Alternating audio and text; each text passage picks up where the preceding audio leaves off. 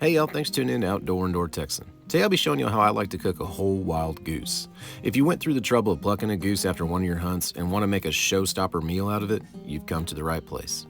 Starting out, you'll need a whole goose that's been properly cleaned and plucked. I shot this specklebelly on one of my last hunts and almost finished plucking it before giving up and vacuum sealing it.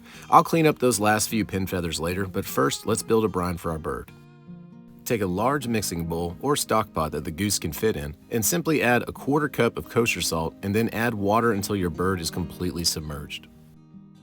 Now, soaking your bird overnight in a brine will help draw out blood, add moisture to the meat, which is oh so important when you're smoking them, and it'll calm down any concerns about gamey taste. Use a heavy plate or some other weighted object to keep the bird under the surface of the water and let it soak overnight while sitting in your refrigerator. Okay, it's the next day and the goose had a nice overnight brine. Now you're going to take it out of the saltwater solution, place it on a plate, and then set it back in the refrigerator for a few hours in order to dry out the skin. Dry skin turns into crispy skin. And I know it seems like a lot of steps here, but the way I time it is where I start the brine before bed. I then wake up the following morning and take it out of the brine and place it back in the fridge to dry while I'm at work or doing whatever you do during the morning. Then, once I'm back home in the afternoon, the goose is all set to start smoking. So the goose is done brining and then drying, and now you're going to stuff the cavity with onion slices, apple slices, shallots, lime slices, lemon slices, and garlic. Essentially, any aromatic and/or strong flavored vegetables and citrus fruits lying around will work perfectly for this. If you have orange slices, those are also a great option. Once you're done stuffing the bird, drizzle olive oil over the skin and then give it a light dusting of ground pepper and garlic powder. It already has plenty of salt thanks to the overnight brine.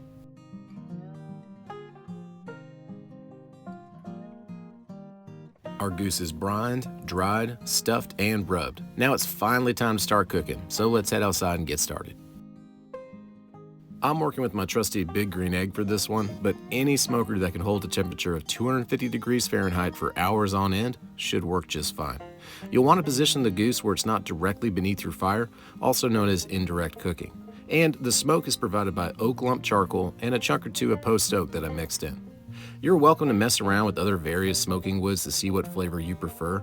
I would try out maybe one of the fruit woods like cherry or apple if I had it on hand. You will also need a drip pan beneath your bird because geese are fatty and man do they drip fat when you smoke them. You're much better off catching those fat drippings in a pan than letting them flare up your fire or drip all over the inside of your smoker and making a huge mess. Speaking of fat, the final prep I honestly forgot to do while in the kitchen is scoring the skin of your bird with a very sharp knife. Lightly run a sharp knife over the outer skin, which will expose the fat inside and let it render out while it's cooking. People often complain about duck and geese meat being very greasy, and it's usually because they didn't render out the fat properly. It's not the kind of fat you want tons of in your final product. Be extra careful with this step. You don't want to cut too deep and get into the actual meat if you can help it. Also, you get extra points if you're able to make a nice chefy looking checkerboard pattern. It'll look great on the dinner table later if you do. Once you're done with your knife work, close that lid and let the smoke roll. Again, we're smoking this goose at 250 degrees Fahrenheit, indirect with the drip pan, until the internal temperature of the breast is at 165 and the thigh meat reaches roughly 175 to 180 degrees. I kept a remote temperature probe in the thigh meat and just aimed for 175, and you'll see how well that works out here in a minute.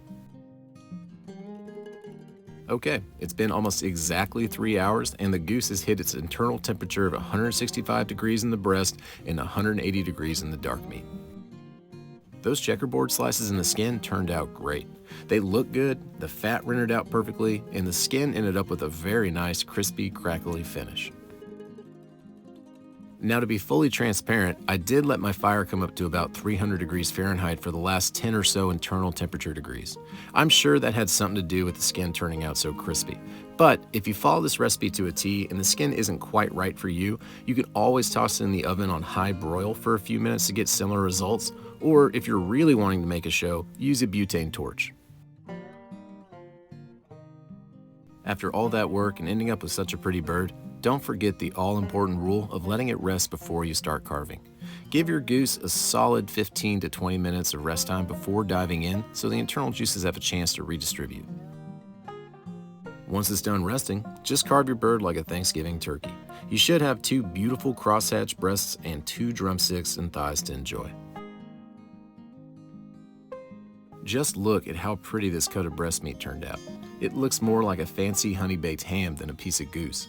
It's moist, it's not greasy, it has a hint of that citrus, onion, and garlic we stuffed in the cavity, and the brine really did a number on the overall flavor.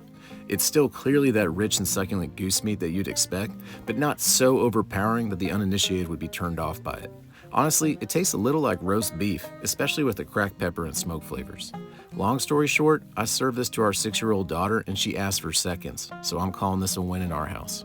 That'll do it for this one, and thank you all so much for watching. If you have any questions, please feel free to leave a comment below, and I'll try my best to help you out with my 2 cents. Now, if you're new to the channel, I would greatly appreciate it if you considered hitting that subscribe button.